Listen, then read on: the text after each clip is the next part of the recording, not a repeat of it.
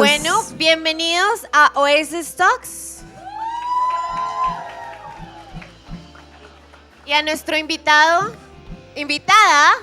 Fátima, Awale.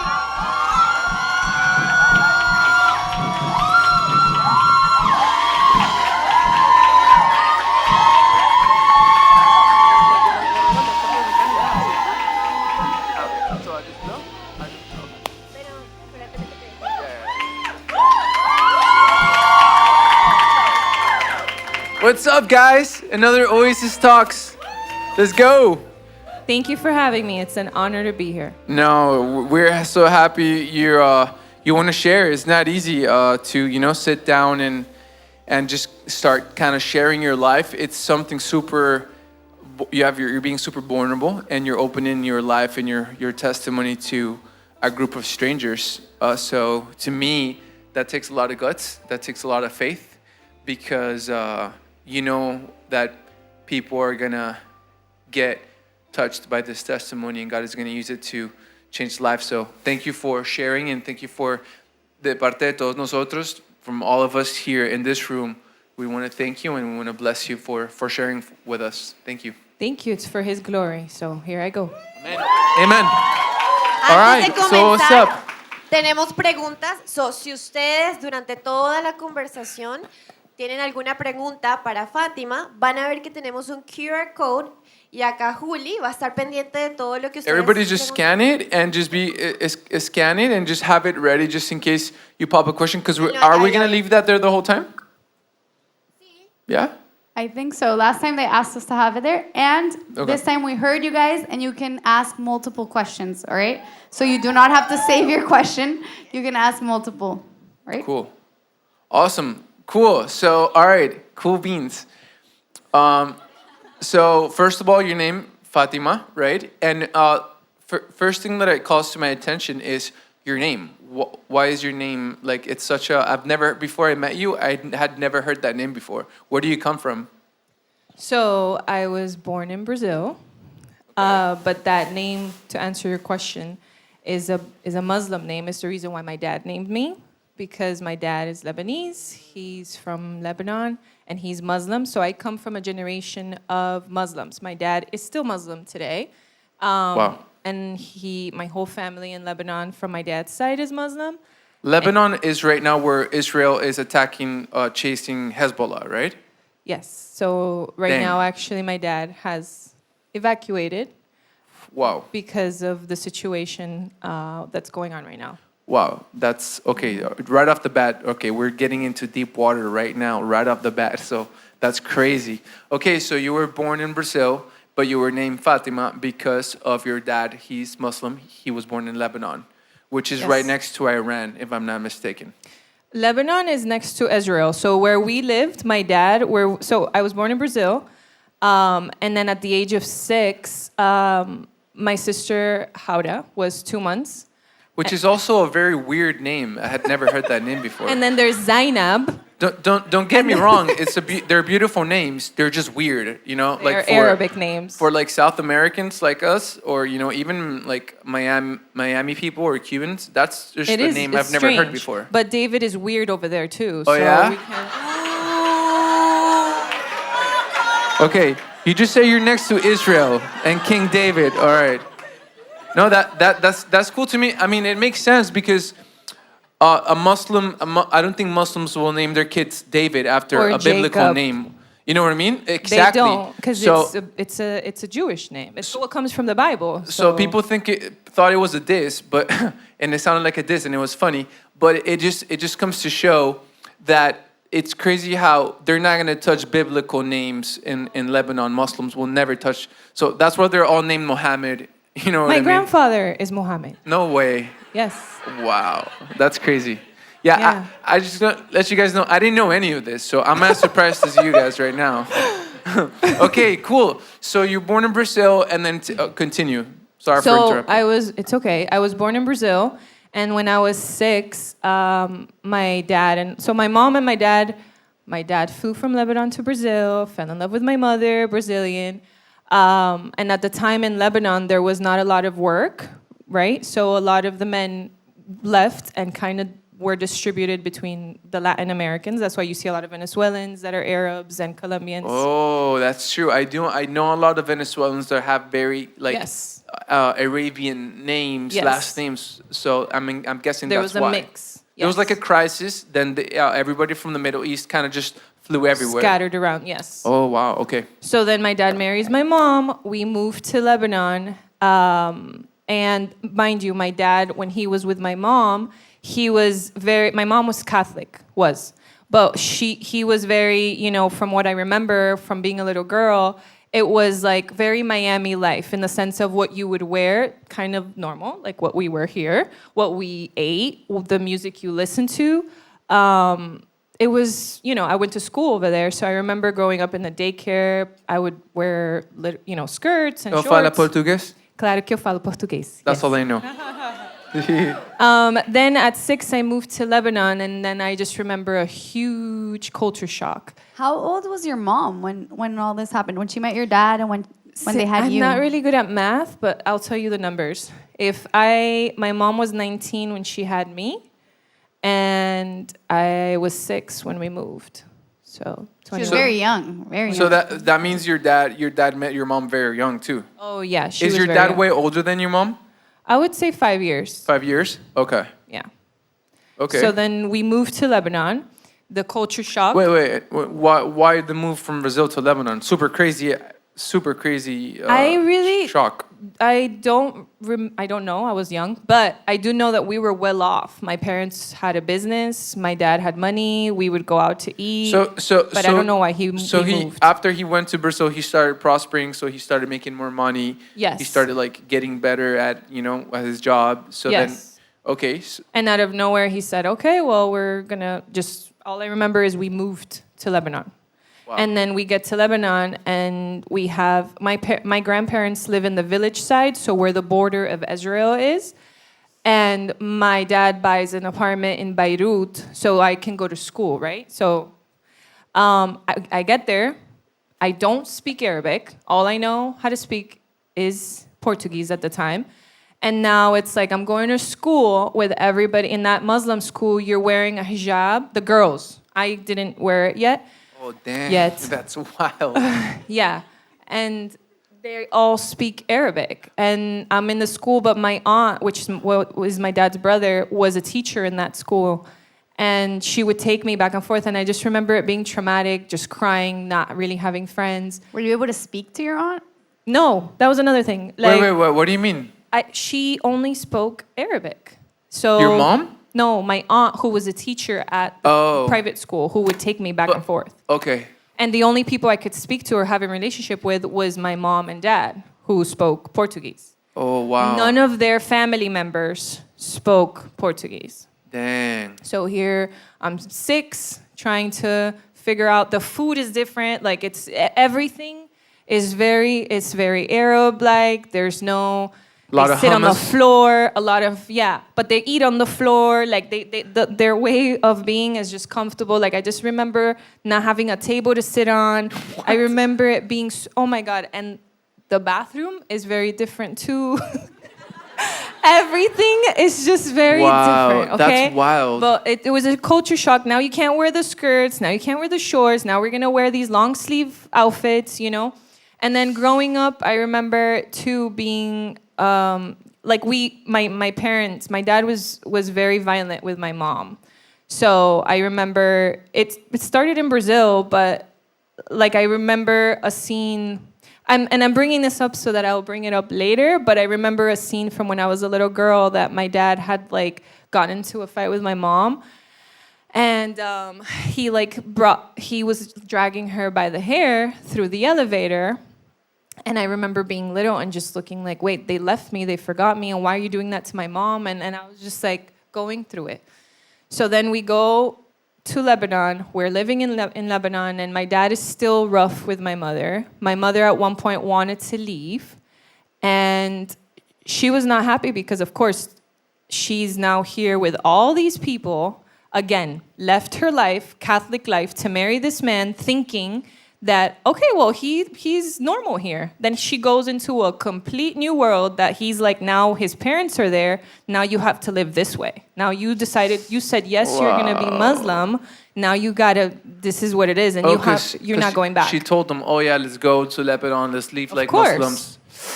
Did your mom know what she was getting into? She had no idea what she was getting into. She had no clue what was going to happen. No, she did not. And how women are so oppressed over there. Yeah, I mean, women they just kind of do what, I guess, submissive, but in very harsh ways. There's like a respect for the man. And I've always been curious about this. If a man in the Muslim culture beats up the wife, can she call anybody or? No, she's on her own. Well, yeah, you don't go to the police. There's no, hey, let me write a restraining order. No, it's. So it's like the guy owns the woman and that's it. Yeah. Oh my God. Mm-hmm. Okay, so you're. Okay. This is my Muslim family. So let me distinguish. There's two types of Muslims. There's Shias and there's Sunnis. The Shias are the most extremists. That's my family, and that's how I grew up. Okay. So, and Lebanon is also, it's half Muslim. So where we lived in the region by the border is where most Muslims live, and the other half is separated between Catholics and Christians. Okay. Right? So I'm growing up there. Now my parents don't have money, right? Now my dad had opened a business, and it's not doing very well. I remember being very poor, not being able to even afford. I remember getting ice cream. There was no money for that. So my dad left to find a job outside of the country. He first went to Africa and then came back, and it was not doing well. So then he decided last resort was to come to the U.S., right? Wow. So he comes to the U.S. first before us to see if he can live here. And he had a couple of friends who lived here. He found a mosque, he found a community, and he said, okay, I could bring my family here. He flies back, he brings me, my mom, and my little sister to live here, and I was 10 by that time. Before we get to that, I have a question, because you've talked a lot about the cultural side of la parte cultural, ¿no? De estar en el Líbano. ¿Cómo fue religiosamente tu experiencia allá, ya siendo musulmana? So, I was going to a private school, Muslim school. Now at 9 years old, the women are now initiated. Now you wear your hijab. So I was given, there was this huge ceremony at school, kind of like graduation, and everybody walks in and they give you your hijabs.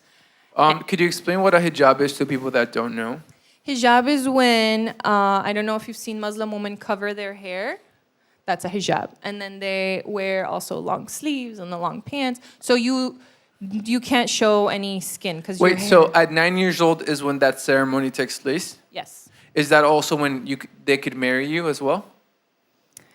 It's not, you don't really see that where I am from. Because you look at the news now and that's different. But where I am from, that was not something that was normalized. It wasn't too common? No, it wasn't. In that area? No. Okay. That's not common. But at 15, it's common. At 16. So at 15, you're really eligible. Somebody could marry you. Yes. Do you get to choose who you marry? Or they just marry you into They somebody? just say, hey, I found a guy for you, and he has money, and he comes from a great family. I think this is the one. And that's it. And you marry that guy. Yeah. Oh. And all this time Does it matter if he's 50? Or 40 years old? You could say, I don't really like him, but do you really have it? This is kind of the one, yeah. And all this time, do you practice the prayer, every the time Ramadan, you wake up, Ramadan, all those the things? 5 times a day to pray. Yes, they pray 5 times a day. They do the Ramadan. They do Ashura, which is where there's a time in the month of the year that they just they're kind of mourning the prophets. Right? And that was crazy too. But it's they're mourning the prophets, and I remember there's this parade that they're walking in, and I remember being young, and I remember that a bunch of men were they would cut a little piece here, and it would bleed, and they would be what? And they would go, and they would say the prophets' names. They would say Hassan, Hussein, and they would.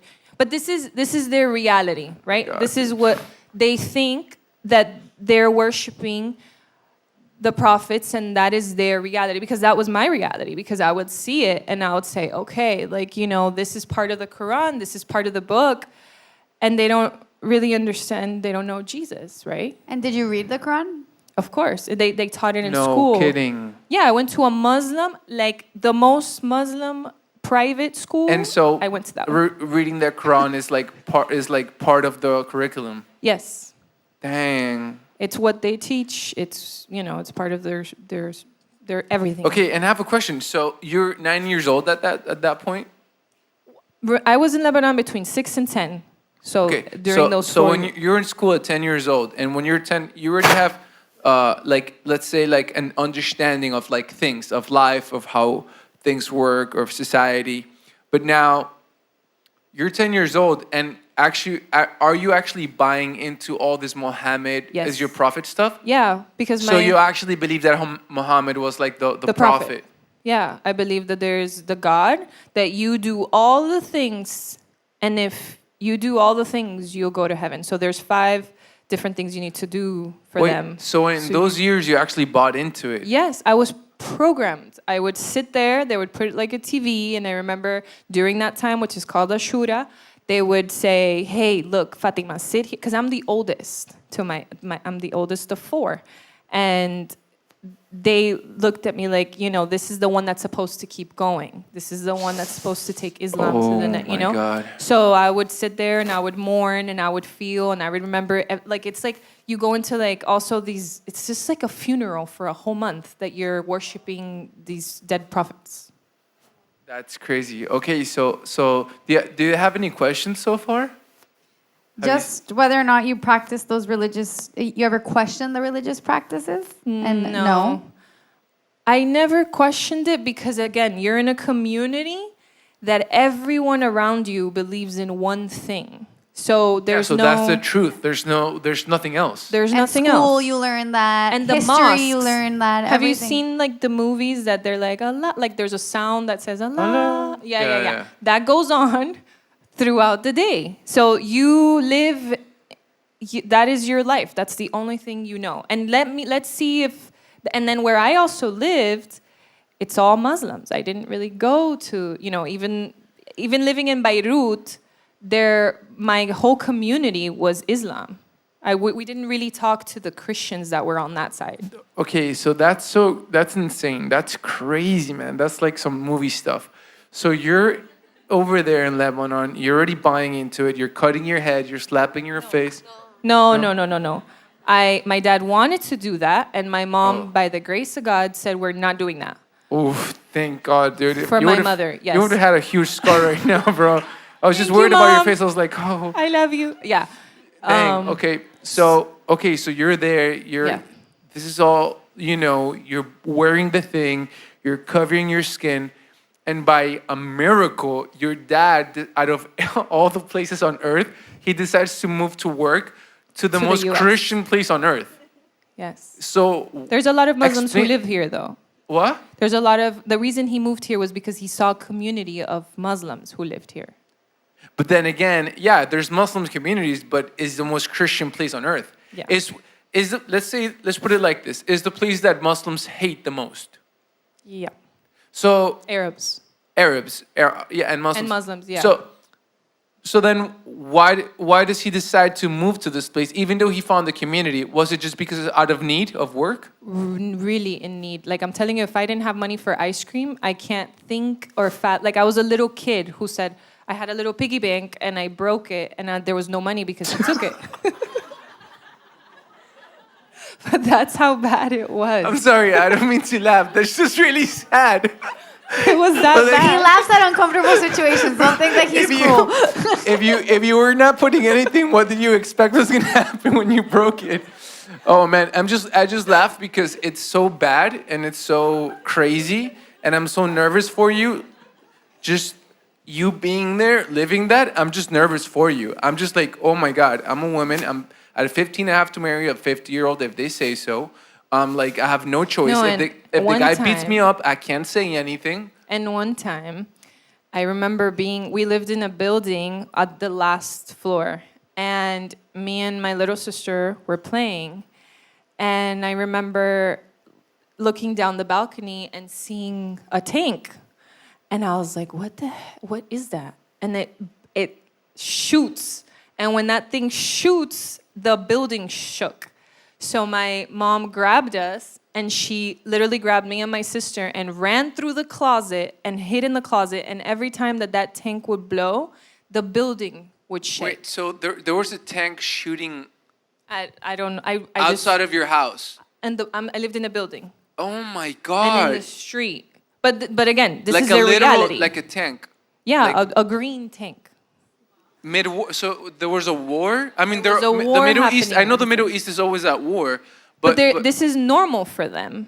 So this is something that they look at what's happening now. These kids are growing up and it's normalized. It's like my grandparents have a bunker underneath because when this happens, they just go to the Y me bunker. imagino que esas cosas que tú veías y lo que veías en el colegio, los niños, digamos que de alguna manera reafirmó ese odio o eso que ellos habían inculcado en ti en contra de los americanos y los cristianos, Yeah. ¿verdad? Por lo que veías en el día a día. Because in the news, it was like, who's doing this? Who is doing this? Here, you see the other side of the news and you're like, who's doing that? So then you have these two people that you're just looking at the media. Again, that is their truth. Their kids are dying as well. So I understand that side as well. so okay, so you're seeing, it gets to a point where you start seeing tanks outside of your house shooting. You're looking into wearing the jihad, you're wearing, all these things happen. Then your dad decides to move to the U.S. Explain to me, as soon as you get here, what do you think about the U.S.? Well, I remember being in the airplane and my mom taking off her hijab. And I remember I looked at her and I was like, well, me too. So I took off my... This is so freaking hot, dude. After 4 years, ya lo tenías pegado en la cara. So I took it off because she did. And my dad had asked me, are you sure you don't have to do it just because your mom did it? And I'm like, no. Like, I don't want to wear it. And while I went to school here, I went to a regular elementary school in 5th grade, John I. Smith. And I went, and I did not speak English. So then Oh my we God. have like 30 questions on a lot of and I get it because it's all very new. Go for it. Yeah, for the sure. practices, so we can speed around it. You don't have to go into detail. Did your mom also buy into your dad's religion? Is a recurring question. she had no choice. So Did she ever try to leave? Yes, she did. She wanted to leave. I remember like a moment where we were at my grandparents' house and I'm just looking at her and she's crying and she's like, just give me the passport. Just give me the passport. And she's like, monkey in the middle and they're just kind of passing the passport, my passport. Like mocking her. Yeah, they gave her passport and said, you can go. But it was my passport. And she said she wouldn't leave because of me. So, and I remember them like, why are they treating her like that?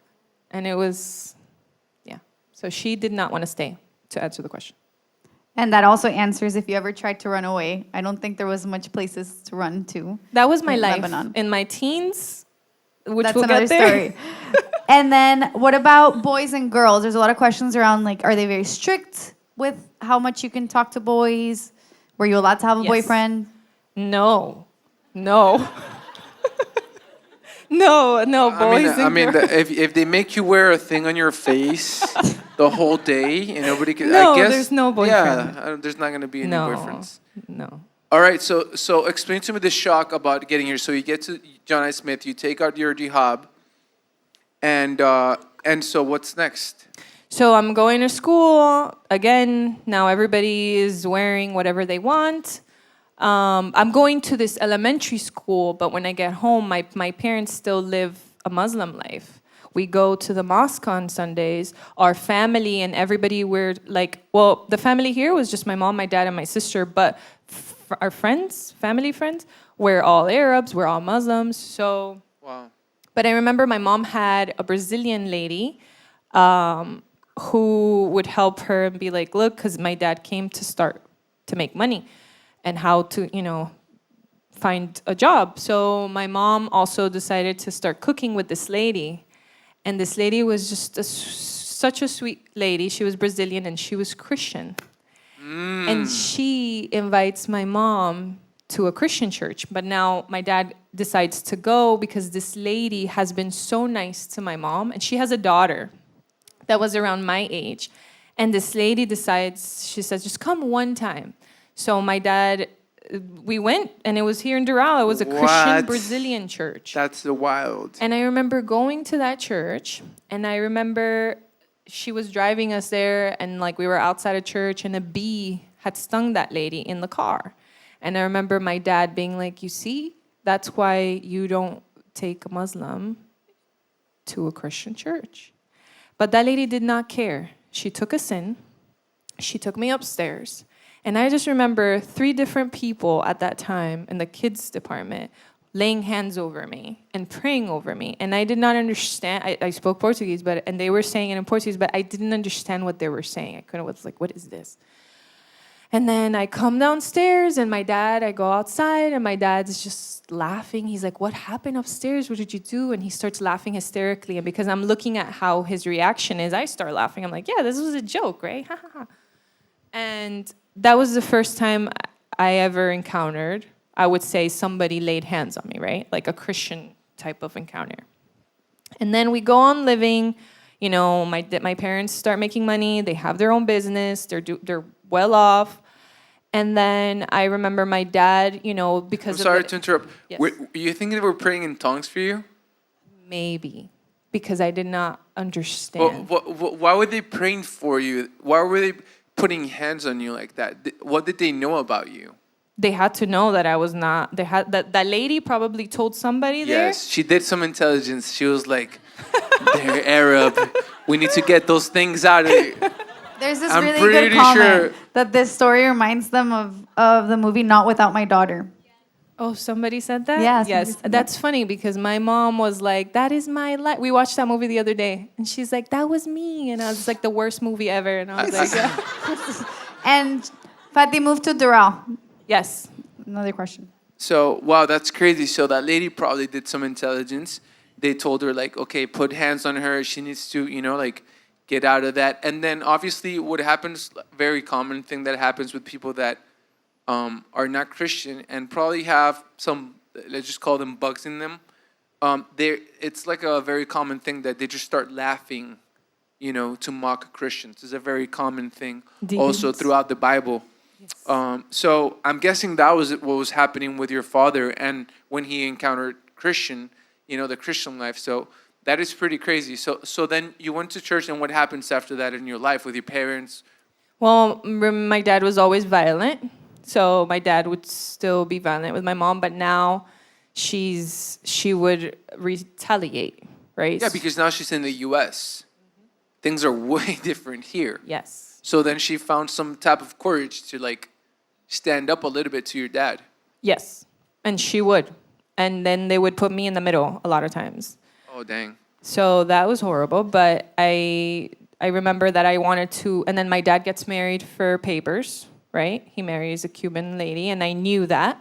And I would also go to those interviews and those things with him, and I would just sit down and listen to that. But I remember that while I was going through all of that, I wanted an escape, right? Like I just felt alone. I just felt like, what is happening? But did you guys continue to go to the Christian church, or no? There was that a one-time. Oh, okay, wow. Deal. And you continued to practice all the Muslim. Oh yeah, we would practices. go to the mosque, the Ramadan. My house was. Ramadan means. Can you explain what Ramadan is? So Ramadan is a fast that you do for 30 days, but from sunrise to sunset. So you don't drink water or eat food the whole day. Wow.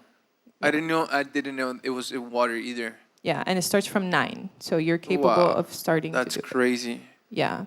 Okay. So you continue going to the mosque, your dad is being violent. You're basically living a hellhole. yeah. But, you know, the same thing you were living over there, just basically transferred here to the U.S. Yeah, but we did start having, I guess, more money. We would go to restaurants. We were like a family. Okay. My other sister was born. Okay. So now we're 3 sisters. So then it kind of stabilized a little bit. Yes, Okay. stabilized in a violent home. Okay. As much as, Uh-huh. But then I remember, now I am middle school, now I'm in high school. Now 10th grade, I'm going to school, and I want a boyfriend, and I fall in love with a boy. So, Of course. And I'm 15. And I'm like, well, we can only date from 9 to 2 because that is the time. You do not call me after. You do not know me after. Also, it's like a school boyfriend. Yes. You chose the most goody nerdy. Oh, yeah.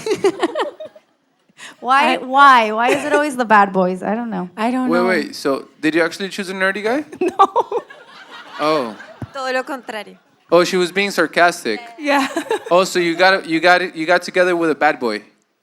Yes, a very bad Oh, boy. But I mean, it kind of makes sense. I mean, you were very oppressed, and you just wanted, but I didn't know anything. I didn't know he was a bad boy. Oh. So Y aparte de eso, yo tengo como que también una pregunta, like, ¿cómo tú veías a los hombres? ¿Qué era lo normal para ti? ¿Ya para ti había sido la violencia? Porque como eso fue lo que hice toda tu vida, tal vez ver un hombre violento o que fuera tal vez violento contigo de alguna manera, ¿era normal para ti? yeah, it was. My mom stayed in a violent marriage. My mom got hit and stayed, and she just took it. So to you, was that just how men were? yeah, Because that's what you also saw in Lebanon, right? to me that was my truth at the time. Yeah, that was it's normal. Why would Wow. you leave because he's Hitting you. being violent? Wow, that's Violent, crazy. That's such a aggressive. twisted. If you think about it, really, it's such a twisted thing, and it makes me really sad because, I mean, we have you here, and let's say when you get to the U.S., you get to kind of start twisting that mentality, but at the same time, you're still in that mentality of like, it's okay for a man to hit me. I probably deserve it. I have to stay with him, And there's people right now, women, that are living that reality and have no hope of anything whatsoever, no change, no nothing. And that continues to be their reality to this day over there. So it's really crazy that now, it's so twisted, and how the devil brainwashes you to think that something so bad and so not godly, it's something that's supposed to be like that. Right. That is like normal. Yeah. But here, it wasn't normal. So you can call the police and you could, But I think my mom never did because of us. Okay. And throughout all this, we have a lot of questions around, like, what was your relationship with Allah? I would pray. So I would. Did you feel anything? No. It was a very cold. So I had my little mat. I would take out my little mat. At 5 a.m.? It was 5 times a day. So it was it was before the sunrise. Then you do it again, like in the afternoon. Then you do it again at nighttime. So, but you did it again in the afternoon twice, and then you did it at nighttime twice. So that's 5. ¿Y eso lo hacías tú sola? ¿Cada miembro de la familia lo hace aparte o se reúnen? No, everybody does it alone, but my dad was always on me, like, hey, did you pray? Hey, go. I have a question regarding that. So, your mom is getting, hit. You're living like a very sad, very oppressive household.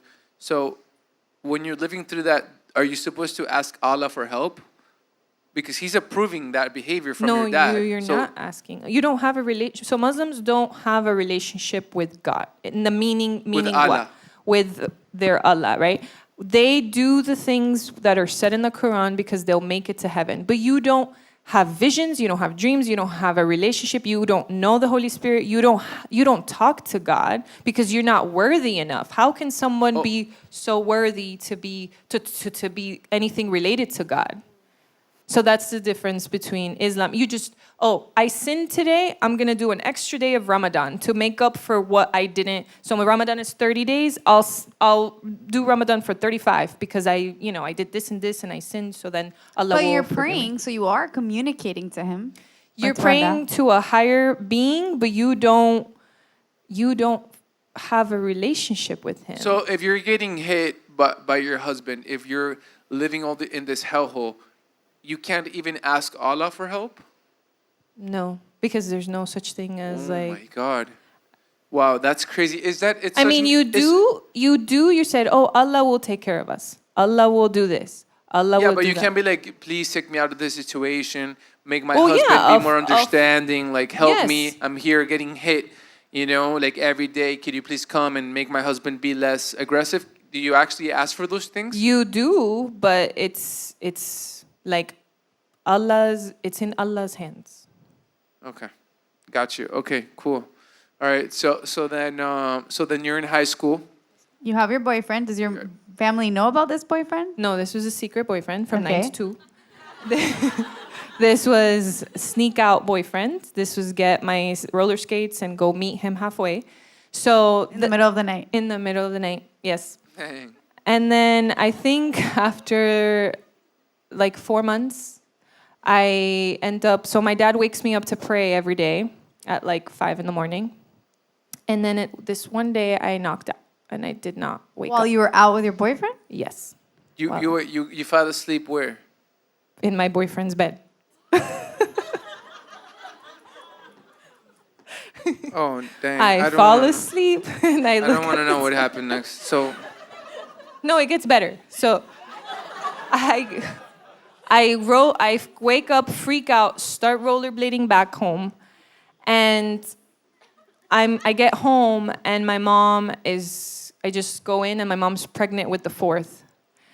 And what? My mom at this time, she's pregnant with Mariam, with the fourth oh daughter. man, okay. And she's a little bit showing, but she starts crying hysterically. And I think she's gonna lose the baby with everything. They thought I was kidnapped. And I see my dad coming in and he's so mad. I'm just like, oh, like it's over. En tu mente preparaste una excusa. Yes, I did. But there was no time to say it. Because at the time I wore braces. And I remember him coming and just being so angry, and he just boom right here. And I just start gushing blood, grabs my phone, breaks my phone, my BlackBerry at the time, breaks it in half. And thank God he did that, because he would have read through messages and it's better, it was just shattered. But then my friends are worried about me. My dad ends up saying, we're leaving, we're packing up, and we're going back to Lebanon because I'm 15 and I can get married. So in his head was, we're with a man. You're not gonna lie to me, you know? So sells his business, gets rid of everything we had, and says, well, now we're moving back to Lebanon. And also for him, this is a huge deal. It's his firstborn, who he had huge expectations for. Who he planned this Right. programmed Islam, you know, Now, a few years into being in this corrupt country, basically she's sleeping around or doing things I should God not knows be what. doing. Yeah.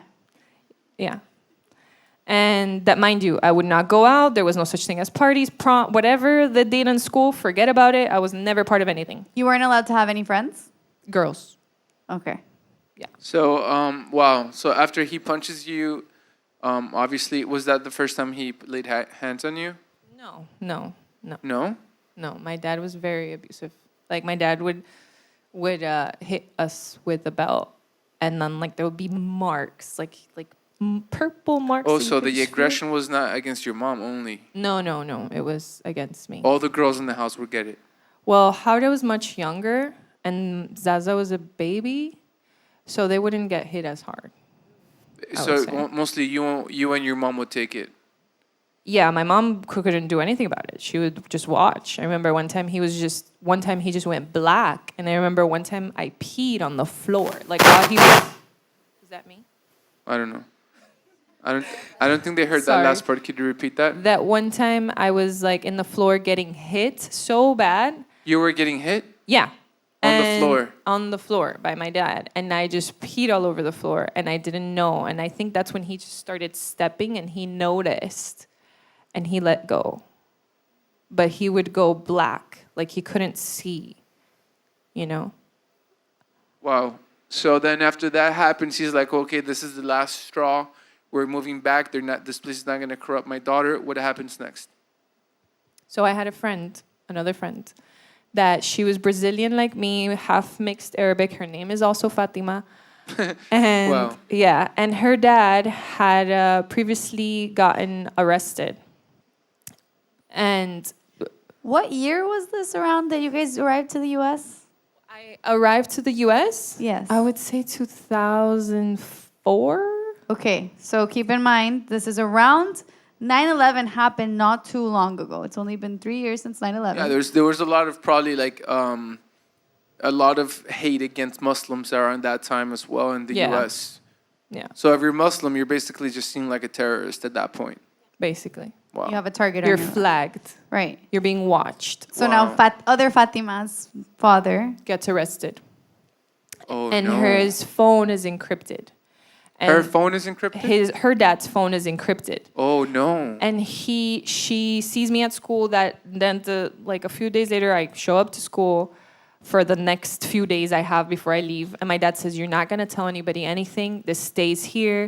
And the first thing I do is You told everybody. I told everybody. I told my friends. He told the FBI. So I told her. So you told everybody, hey, my best friend's dad just I got also have a whole thing on my face. from the punch. Yeah. So they're like, "What happened?" Oh my That's god. cool. Yeah. So I tell my best friends what happened. I tell my boyfriend at the time what happened, and he's like, "What is like?" He does not understand either because he's Americanized. So then I tell this girl Fatima, and she's like, she hugs me, we cry, and then I get home, and my dad sits me down, and he's like, "Who did you tell today?" I'm like, "What do you mean?" He's like, "Because I got a call from this girl's dad, and I know that his phone is encrypted." And now they called me, and then like we already had our everything packed, like we have ready to go. So he started freaking out. So, point is, he gets rid of everything. Now we're gonna go fly back, right? And we're in the airport, and for some reason he divided like the way we were gonna fly. So it was just gonna be me and him at first, and then my mom and my sisters with him. And so me and him show up at the airport, and he gets arrested at the airport. There's like 4 FBI men who grab him right before, like we're about to get to the gate, and the Lord says no. And literally right there, he gets grabbed at the airport, and I'm looking at him getting arrested, and I'm just crying, and I'm not understanding what is happening. And he's like, "Go to the gate, get in the gate. You can, like, our whole family is waiting. Just go get to the gate." And I'm like, no. Like, I'm scared, I'm freaking out, and I stayed. And then the FBI takes them. And then that's when kind of things again, my mom's here with now 4 girls, no job. My dad got rid of everything. Now she has to And figure out where's your what to dad? do. He just got arrested? He just got arrested. He's gone. Like, he's here arrested in Miami. Oh my god. No, still no. I heard that question, sorry. He's not still arrested. He left. So yeah, but don't skip ahead. So he gets arrested at that moment. Then you go back to your mom. You're 16 years old. You tell your mom, "My dad just got arrested. What are we gonna do now?" She takes us into the car, and there was a family friend that we knew at that time that was also an Arab man.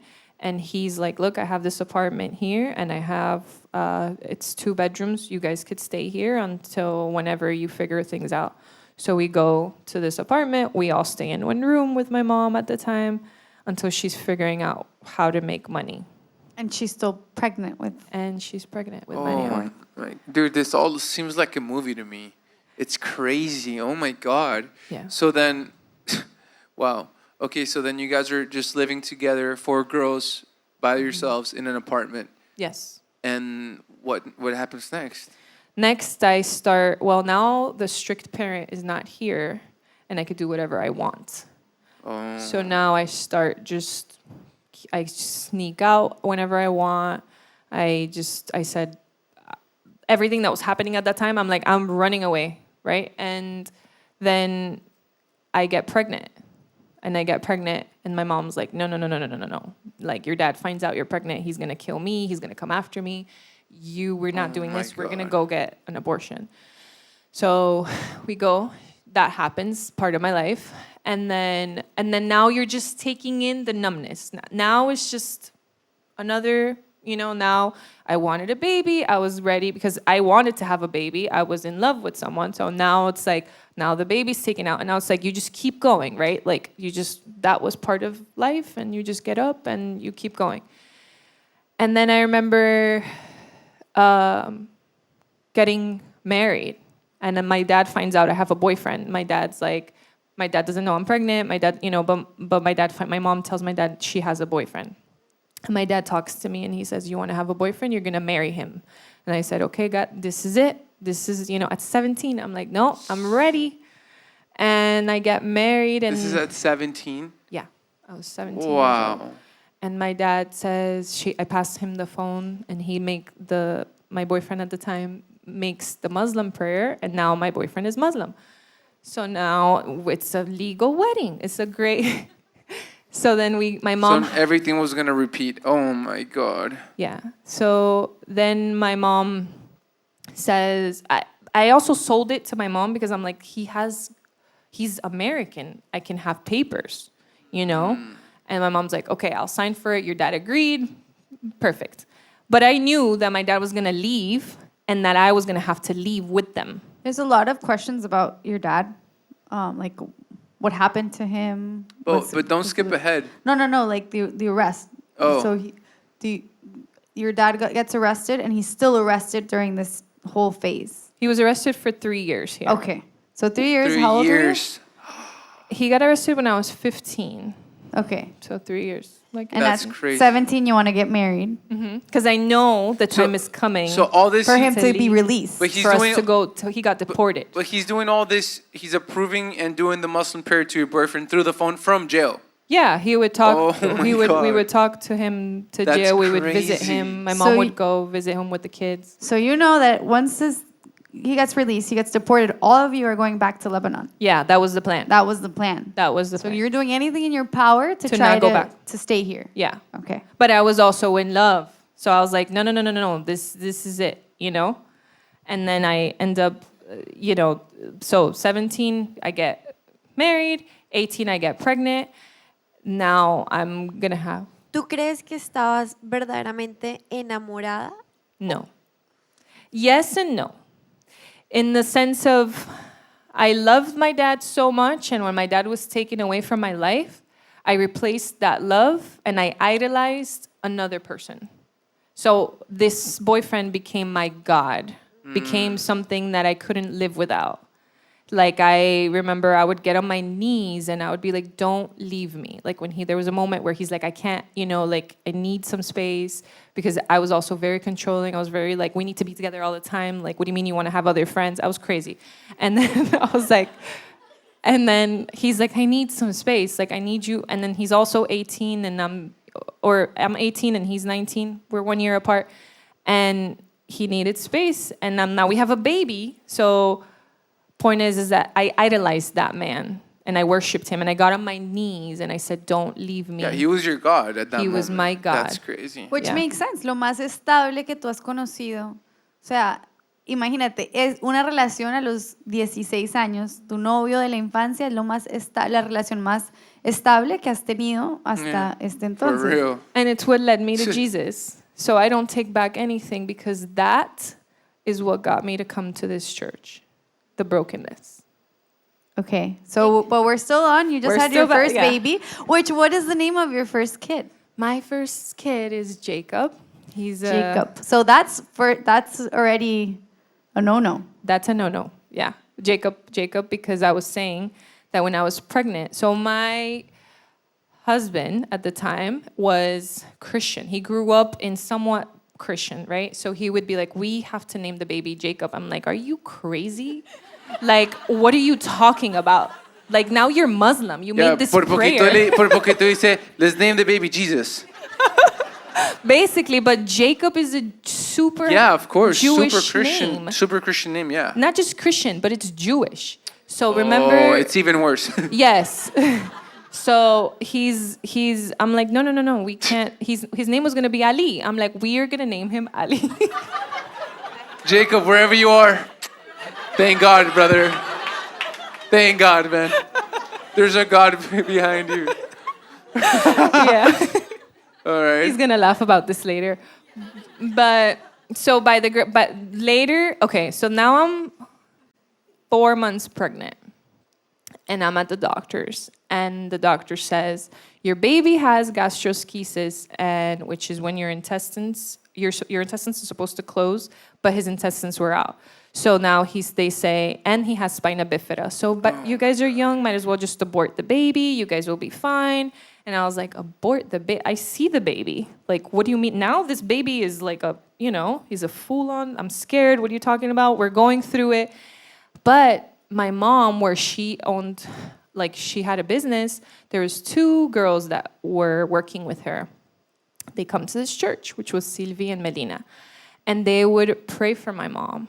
And I remember they would invite my mom to church, and my mom started coming first. And so I get a second opinion, right? So I go to another doctor. I stay like this maybe for another month. I go to another doctor. Another doctor's like, no, he doesn't have spina bifida. He just has the gastroschisis, and that's a small surgery that gets done after a year, and then the baby will be fine. And I'm like, okay, well, I trusted that guy, that doctor. And I also remember there was somebody, we had a baby shower, and there was a lady who prayed over my belly, a Christian lady, and she asked me, she's like, can I pray over? And I was like, sure. And I was just looking at her, and she was praying also heavily over my belly. And so I have the baby, and by the grace of God, after 5 weeks, Jacob is born, and he's healed. So the surgery went great, and we were able to take him home after 5 weeks. Miracle. But there was people praying for my son, Christian people. Wow. Now I go home with a baby at 19. So now figure it out. So now Home is where? Home at the time I lived with my husband and his parents. That his parents were also, which is his mom and his stepdad were going through it, getting a divorce. Oh, wow. So we come home, and now it's figure out how to live with this baby. He was he was going out all the time, and I was stuck at home figuring out how to deal with this baby. And I remember getting on my knees, and I remember saying, at one point of all that pressure and the things I was going through, I was I remember screaming. And I remember just saying, because at this point I was Muslim, and I would tell you I'm still Muslim. Whoever came to me to tell me otherwise, I'm heart sealed Muslim. And I remember getting on my knees at that moment in my room, because that baby was crying, and I'm like, whoever is up there, at this point, I don't even know. I need you to help me, because I'm done. And then I remember the fights just got worse. My life just got worse. But I remember there was a lady named Empress, and she came one time, and at this time I worked with my mom, and I would take Jacob to work with me. So she comes to my job, and she's like, oh, well, we're going to have a group here today. Do you want to stay? I'm like, what the hell are you talking about? En el trabajo de tu mamá, Yes. llevaron a hacer el grupo. In her job. And I was like, you're crazy. Because at this time, she would text me, and I'd be like, no, I'm good, thanks. And the girls would invite me to the All The Way concerts, and I'm like, yeah, no. They would constantly tell me, and I'm like, thanks, but no. They would play worship at my job, and I remember going to my mom, this is the devil's music. You do not play this. This is why we're not getting customers. Don't you get it? Oh my God. And it was Oceans, and I'd be like, why are we playing this? And they did not care. Those girls would take it off at that moment and put it back. And so that day, I looked at her, and I'm like, because I'm fighting with my mom. My mom's like, no, you gotta stay. And then I'm like, I'm fighting with the wrong person. So I go up to Empress, and I'm like, what do you want? Come on. And I had a very attitude. But she's like, no, look, we're having group here, whatever. I'm like, look, I'm Muslim. Thanks, but no thanks. I am never going to go to your church. I am never going to do this. I was born Muslim, and I'm going to stay Muslim. And she's like, okay, I just have one question for you. She's like, are you happy? And that question just made me like, I was so angry inside. And I was like, what kind of stupid question is that? Of course I'm happy. But I was dying. I was ready to die. Like I wanted to suicide. And I left. And the story at my house with the baby just gets worse. I'm fighting over and over with my husband. And then I come back. And one day, like a few weeks later, I come to work. We get into a huge fight in the car. And I go into work. And I go into the bathroom. And I remember just looking at myself in the mirror and just saying, like I was making plans of who Jacob was going to stay with. And I was like, you know what? Jacob will be fine with my mom. Like, I'm just going to end it. My dad's not here. My mom's going through it with my sisters. This boyfriend doesn't love me. It's over. And I'm 9. This time I would say I'm 20. And I'm like, what am I doing with my life? Like, why do I still gotta live? This kid will be good with someone else. I can't give him what he needs. And I remember coming out of that bathroom, and I remember sitting in that table, and I remember just looking down, and like there was so much commotion happening around me, but I remember looking up, and I remember she was there, and she looks at me, and I'm like, I just got into a horrible fight with this guy, and she's just quiet, and she's looking at me, and thank you. She is Empress. Yes, she looks at me. I'm like, when is your church? I have nothing to lose. Like, when is it? What days? And she's like, oh, it's this day and this day. I'm like, okay, can I go? She's like, of course you can go. And then I come to church, and I don't speak Spanish. The story of Fatima's life, right? ¿Sí o no? A mí me impacta como, o sea, Brasil. No, que Líbano, pero yo no sé hablar este idioma, ¿no? Que a Estados Unidos. Aprende árabe por fin. Pero yo no sé hablar inglés. Llega a Estados Unidos y sabe árabe y portugués y que no sirve de nada. Que entonces inglés. Y después llega a la iglesia más colombiana, latina. Yes. But I sat here, and I would sit down, and at the time it was over there, and I would sit down, and I would be like, I don't know what it is, but there's peace. I had never felt it in my life, and now I know it was the Holy Ghost. But I sat there, and I was like, I don't understand what he's saying. I don't understand the music. I don't understand this pastor. But Los chistes. no, forget about it. No, and there was no translation.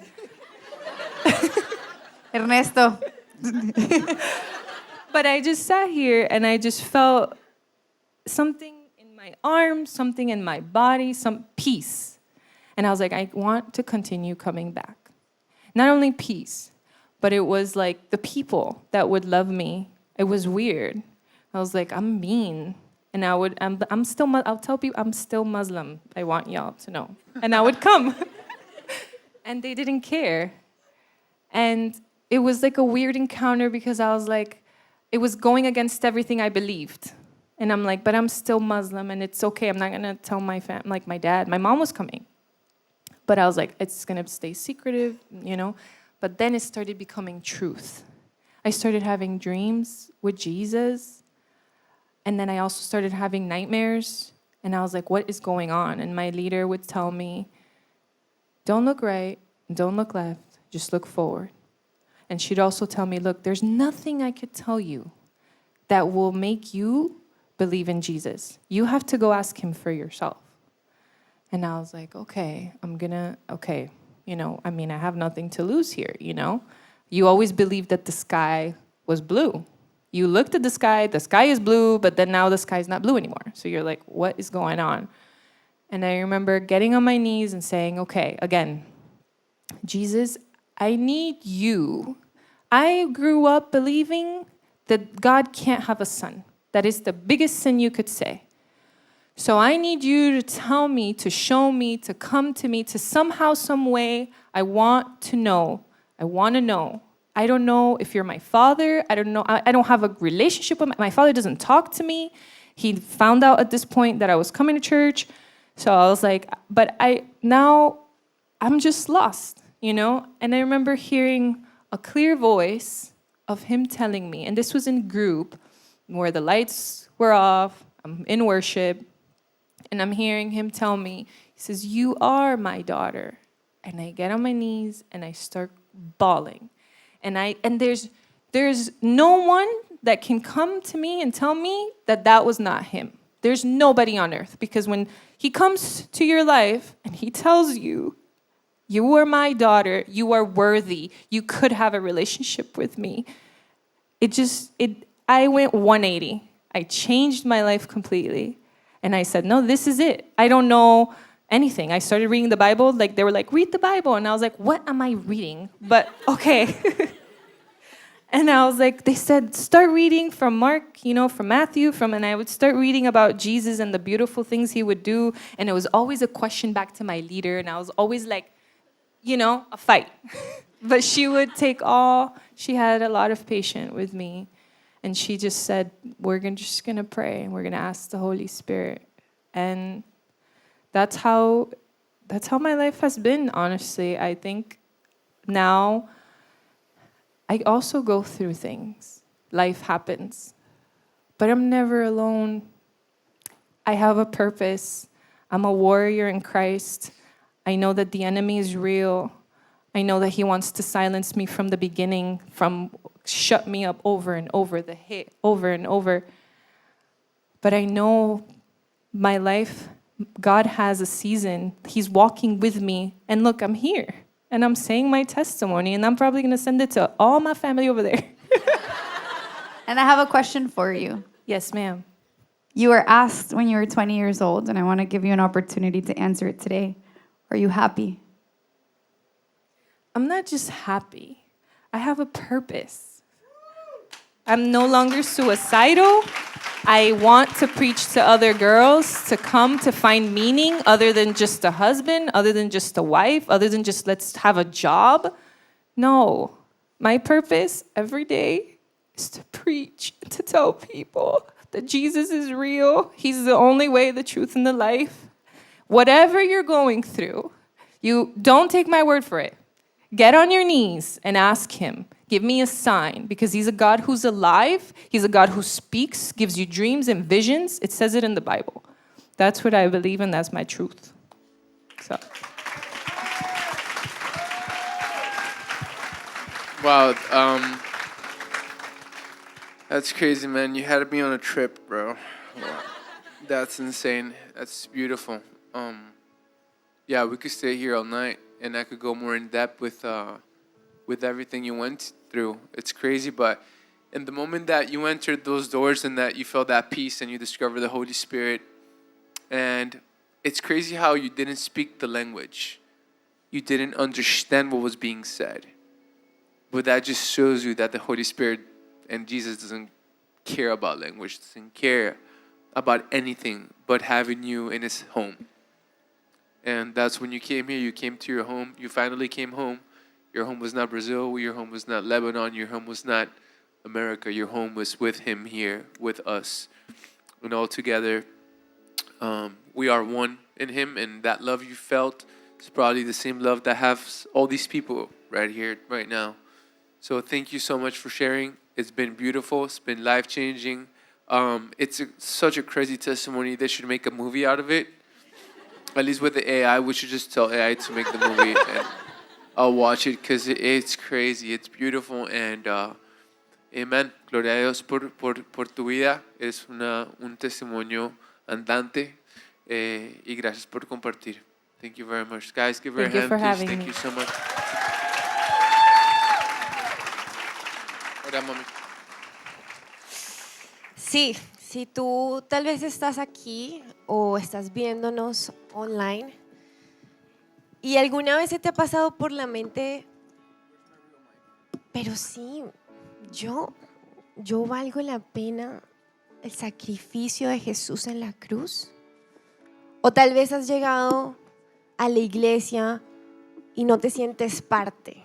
sientes que no perteneces, que no es tu lugar, que no hay un lugar para ti acá. Este testimonio lo que nos dice es que Jesús siempre estuvo ahí y es Jesús quien te trajo a este lugar. Es por Él que tú estás aquí. Él vino siendo santo, se hizo hombre y murió en esa cruz por ti, por amor. Él te llamó, Él te tenía en su mente en ese momento, pero al tercer día resucitó y por ese sacrificio tenemos muy claro cuál es nuestro hogar. Y no es ni siquiera en esta tierra, es en el cielo, a su lado. Él nos dio el regalo de vida eterna.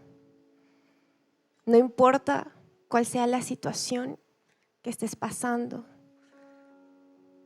o lo que estés sintiendo, Él está aquí y Él te está diciendo, bienvenido a casa. Esta es tu casa. Vamos a orar. Repite después de mí. Padre, gracias, porque yo hoy entiendo y reconozco que tú enviaste a tu Hijo Santo, Jesús de Nazaret, a esta tierra. Él murió en esa cruz, pero al tercer día resucitó. Y yo hoy creo y confieso que Él es mi Señor y que por ese sacrificio sé que el día que muera pasaré una eternidad en el cielo. Hoy entiendo, Jesús, que para ti no hay fronteras, que tú eres capaz de ir hasta el último lugar del mundo por mí, porque aunque yo no lo merezco, por tu gracia me has salvado y me has dado la oportunidad de una vida nueva. Y más que eso, una vida con propósito. Gracias, Señor, por esta vida nueva y por todas tus bendiciones en mi vida.